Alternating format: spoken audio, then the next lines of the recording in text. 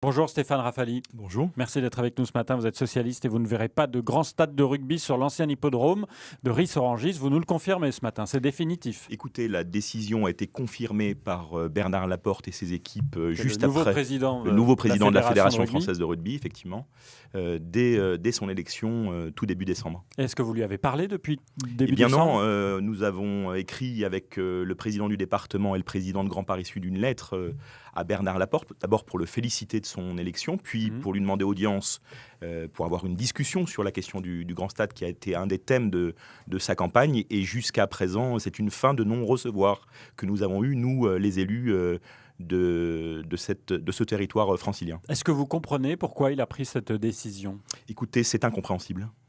C'est un dossier déclaré d'intérêt national qui a créé une véritable dynamique pour tout le sud francilien, pour l'Essonne évidemment, pour le centre Essonne. Ça sur le papier, parce que si on regarde par exemple le Stade de France en Seine-Saint-Denis, il a créé une dynamique dans le département et autour, mais le Stade de France a du mal à être rempli et il est bien souvent vide. Écoutez, le Stade de France est rentable, il a gagné de l'argent. Aujourd'hui, l'ensemble des prêts qui ont servi à la construction de cet édifice sont remboursés. Quel avenir à coût de subventions également? Mais quel avenir pour le Stade de France? C'est un modèle très différent de celui qu'on proposait, puisqu'effectivement, il a été construit par l'État. Là, il s'agissait d'un stade construit sous maîtrise d'ouvrage d'une fédération sportive, donc dans une logique strictement privée. Donc là, aujourd'hui, vous dites qu'il n'y aura plus de stade et vous-même n'êtes plus en capacité de continuer la construction et ce projet. Écoutez, le maître d'ouvrage du stade, la Fédération française de rugby, a décidé souverainement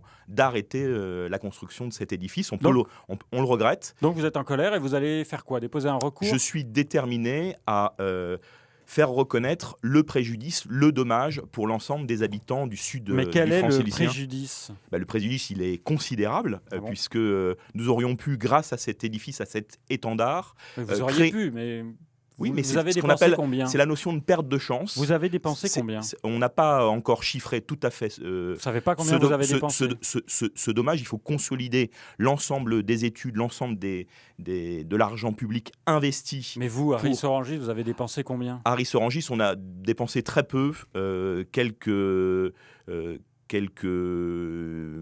milliers d'euros pour lancer une procédure de révision de notre plan local. Finalement, il n'y a pas besoin d'aller en justice pour quelques milliers d'euros. Si, mais parce qu'il y a d'autres collectivités, notamment Grand Paris Sud, qui est l'agglomération qui a porté ce projet, qui elle a dépensé beaucoup plus d'argent. Mais surtout, le préjudice n'est pas déterminé simplement par les sommes engagées. C'est surtout la perte de chance. C'est-à-dire que l'ensemble des valeurs que nous aurions pu créer ensemble qui détermine le préjudice. Ce qu'on appelle la perte de chance, c'est une notion juridique bien connue des avocats. Donc vous allez attaquer Bernard Laporte, puisque c'est lui qui a pris la décision. On va attaquer Bernard Laporte, qualité comme président de la Fédération française de rugby. C'est l'institution dont on va engager la responsabilité. Mais est-ce que, comme disait Jeanne, vous ne vous êtes pas un peu enflammé sur ce grand stade, puisqu'il n'y a jamais eu de vote véritable au sein de la Fédération de rugby? Non, ça c'est une argutie inventée par les équipes de Bernard Laporte. Une assemblée générale s'est réunie en 2012, je crois quasiment unanime, pour porter vous avez un ce vote, stade. Vous avez un document qui indique? Mais évidemment, il y a même un contrat de signé, une convention signée en juin 2012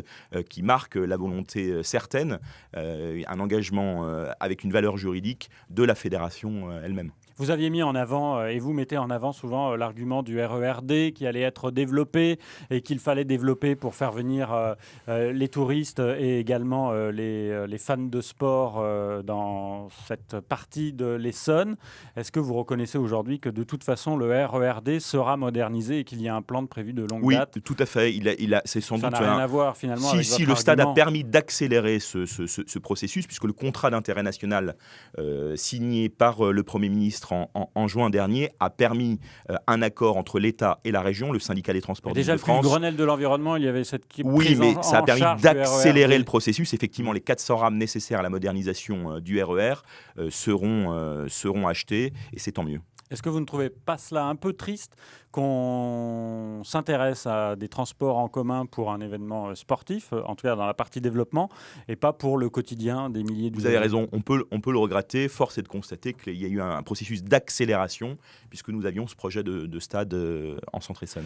Alors, comme vous nous dites qu'il n'y aura pas de grand stade sur cet hippodrome, qu'allez-vous en faire?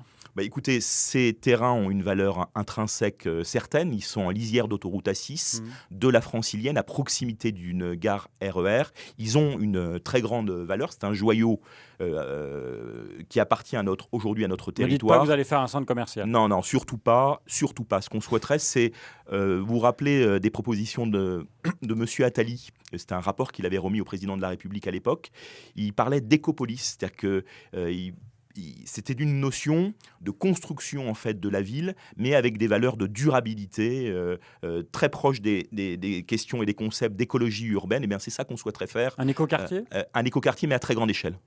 Avec les écologistes qui proposent un agro-bioalimentaire, un pôle agro-bioalimentaire. Pourquoi pas? Il y a la réintégration de la forêt qui est juste à côté, le bois de Saint-Eutrope, 250 hectares qui aujourd'hui est très peu usité par les habitants de notre territoire.